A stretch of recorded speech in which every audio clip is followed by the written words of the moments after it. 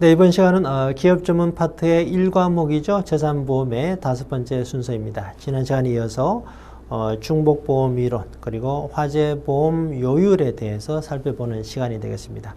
시간 여유가 된다면 챕터 2 동산종합보험으로 넘어가는 순서가 되겠습니다. 이번 시간도 유익한 강의를 위해서 최선을 다하겠습니다. 자, 그러면 PPT로 먼저 진행을 하죠. 자, 나와 있는 것처럼 중복보험인데요. 중복보험은 이제 공통을 학습한 분이라면 어때요? 공통과 중복이 되죠. 자, 그런데 워낙 중요한 내용이기 때문에 기업 전문에서도 반드시 한 문제는 나온다라고 보시고 준비를 하셔야 됩니다. 자, 중복보험의 요건 뭐 너무너무 중요하죠. 동일한 피보험 이익과 피보험 이익이 같아야 돼요. 네, 피보험 이익을 다른 말로 상법상의 용어로 하면 뭐죠? 네, 보험 계약의 목적이죠. 네, 그래서 동일한 보험의 목적 이렇게 오답으로 잘 나옵니다. 동일한 피보험이익인데 동일한 보험 계약의 목적 같은 말입니다. 동일한 보험의 목적 이건 아닙니다. 자, 그리고 동일한 보험 사고에 대해서 수인과 수개의 계약을 체결해서 보험 금액은 보험 가입 금액과 같은 겁니다. 보험 금액이 보험 가입을 초과하게 될 경우는 중복보험이 되는데 여기서 자, 수인과 보험자 여럿이 될 뜻입니다. 계약서 수개를 말하는데 네, 1인 보험자 한 사람과 한 개의 계약을 통해서 보험 가입 금액이 가입을 초과하게 되면 뭐가 되죠? 이거는 초과보험이 됩니다. 자, 뭐 이렇게 또 비교해서 이해를 하시면 되고 또 이제 마지막으로 또 조건이 하나 있잖아요. 네, 보험 기간은 중복입니다. 중복을 기업보험에서는 기업 전문에서는 중첩이다라는 단어도 씁니다. 중첩. 자, 중첩은 뭐죠? 중복보험의 요건으로서 보험 기간은요. 두 개가 물론 동일해도 당연히 중복보험이 됩니다. 그런데 동일은 당연히 포함이 되고 중복되는 구간이 이렇게 조금이라도 중복이 되면은 중복보험이 됩니다. 그래서 중첩이다라는 단어는 동일하거나 중복되거나 합한 동일하거나 중복되거나 합한 개념이 중첩이다. 이렇게 보시면 되겠습니다. 자, 이렇게 이론을 정리하고 예제를 보겠습니다. 중복보험에서 수개의 보험을 수인의 보험자와 체결했다. 맞죠? 자, 틀린 거는 보험 계약의 목적이 동일해야 된다. 맞죠? 보험의 목적이 동일해야 된다. 아닙니다.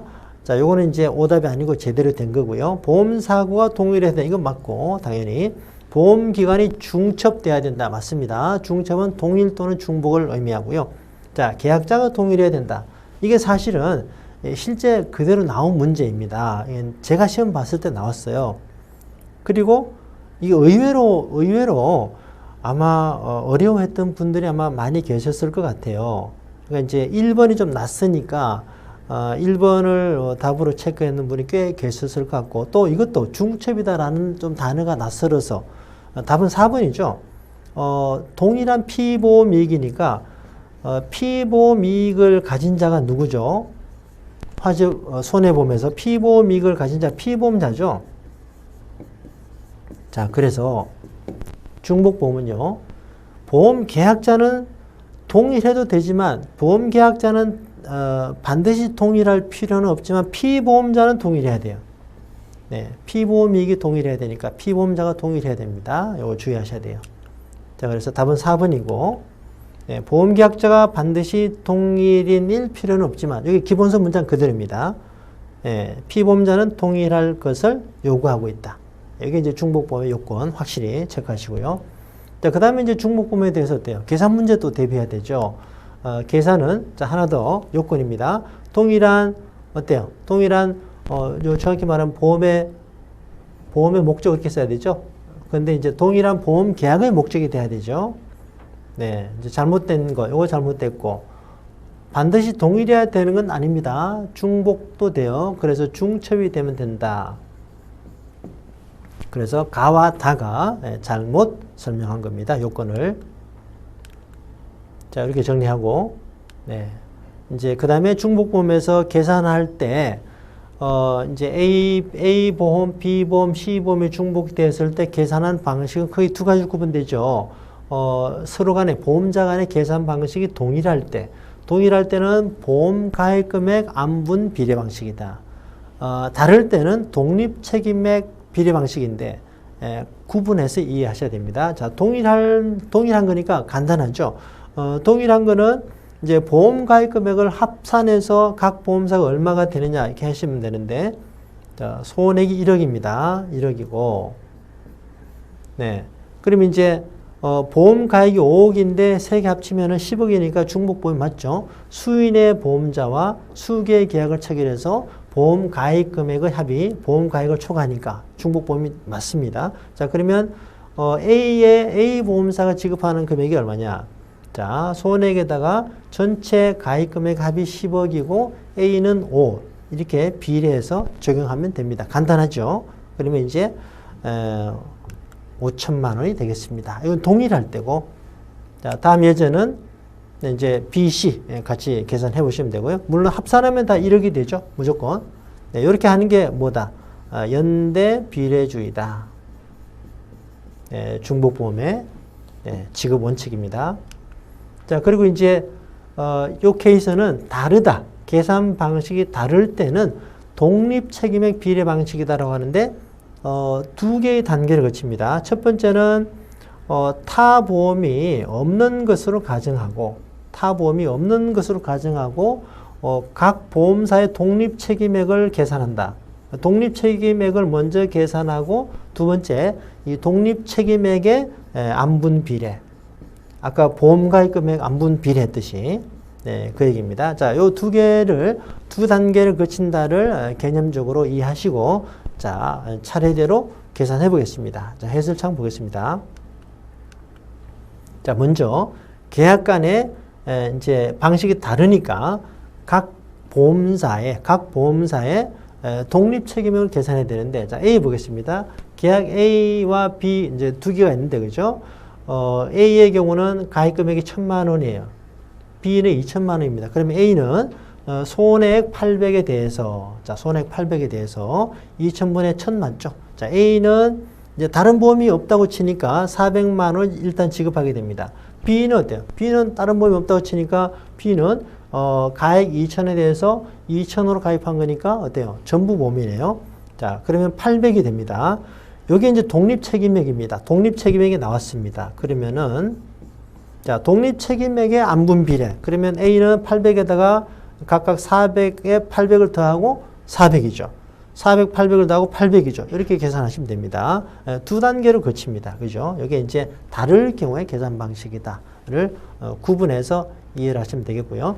자, 예제 66은 뭐냐면은, 기업 전문에서 이제 간단하게만 설명하고 있는데, 요거는 이제 그 공통에 좀 더 시험 범위에 적합한 내용이죠. 통모 방지에 대한 내용입니다.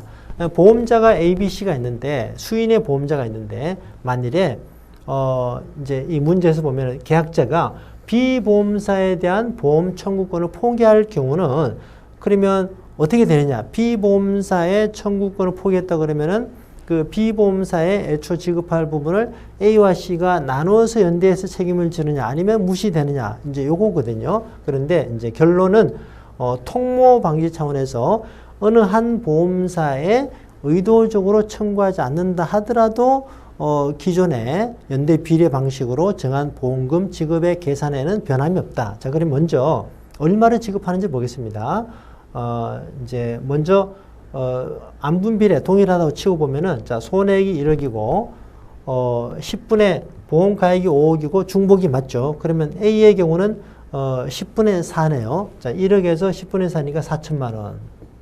자, B도 10분의 4니까 4천만 원. C는 10분의 2니까 2천만 원이 되겠죠. 합쳐서 1억이 됩니다. 그죠? 그런데 B에 대해서 청구하지 않았다.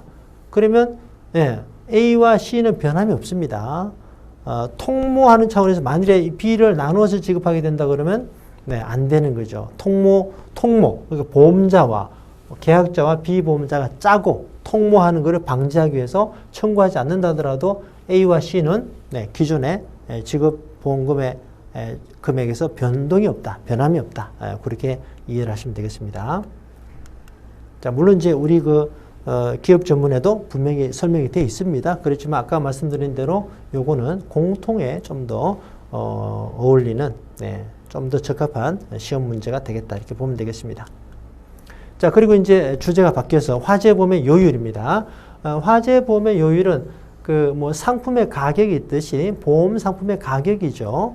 화재보험에서 요율을 정하는 거는, 자, 보험 가입 금액, 제일 중요한 게 일단 보험 가입 금액이죠.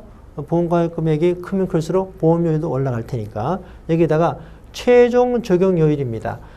최종 적용 요율에다가 이제 다양한 특약이 있으니까 그 특약을 넣는 만큼 이제 플러스를 하는